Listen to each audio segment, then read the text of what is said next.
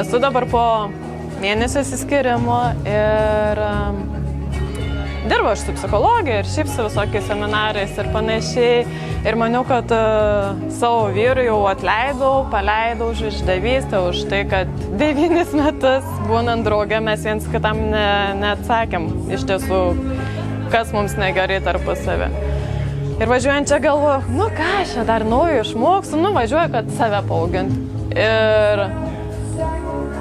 kai Arnas vos nepiktai, jūs čia susikaupkit, pradėkit normaliai dirbti su savim ir pasileido man viskas. Ir va tada įvyko lūžis, kur aš, manau, pradėjau tikrai nuoširdžiai paleidinėti savo praeitį, savo vyrą ir rašiau laišką būtent jam, dėkodama ir jausdama tokį begalinę pagaliau išsivadavimą nuo viso to, kas ne tik buvo apie jį, bet ir apie save labai.